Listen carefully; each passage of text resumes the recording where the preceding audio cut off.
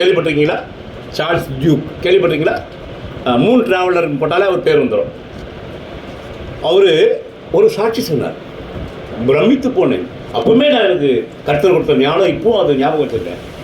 அவர் என்ன சொன்னார்னா, இங்கேருந்து புறப்படும் போது நான் என் அறிவை கொண்டு நான் நிலாவுக்கு போகிறேன்னு கிளம்பி போனார். அங்கே போய் இறங்கிட்டாரு, ஆராய்ச்சியெல்லாம் முடிச்சுட்டாரு. மகிழ்ச்சியாக இந்தியா உலகத்துக்கு பூமிக்கு திரும்ப போகிறார். அமெரிக்காவுக்கு ஸ்டார்ட் பண்ணுறாரு, ராக்கெட் ஸ்டார்ட் ஆகிறாரு. திரும்ப ஸ்டார்ட் பண்ணுறாரு, ஸ்டார்ட் ஆகிறார். இப்போ உள்ள தொழில்நுட்பம் அந்த காலத்தில் கிடையாது. 1973 ட்ராவல் பண்ணார்னு நினைக்கிறேன். 73 நினைக்கிறேன், 73 72 அந்த காலத்தில் நவீனம் கிடையாது.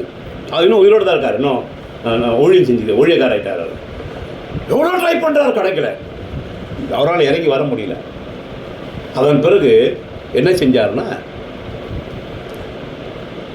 வேற வழியே இல்லை, நிலாவில் அப்படி முழங்கால் படிக்கிட்டு இந்த கையை தூக்கி, என் சுய பலத்தில், என் சுய அறிவில் நான் அந்த ராக்கெட்டில் பயணித்து நான் நிலாவுக்கு வந்திருக்கிறேன்.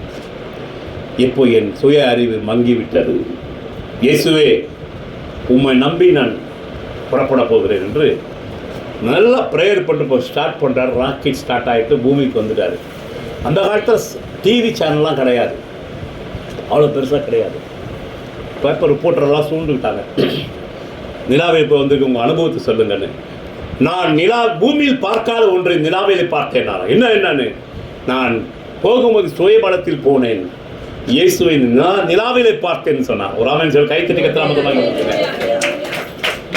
இந்த சுனிதா வில்லியம்ஸ் அங்கே மாட்டிக்கிட்ட உடனே நான் என் வீட்டில் சொன்னேன், அந்த அம்மாவுக்கு ஒரு ஃபோன் இருந்து என்கிட்ட கனெக்ஷன் இருந்தால் நான் கண்டிப்பாக அந்த அம்மாவுக்கு ஆலோசனை கொடுப்பேன். முழங்கால் போடுமா, பத்திரமா வந்துடுவேன். நான் சொன்னது நேற்று நிறைவேறி இருக்கும்.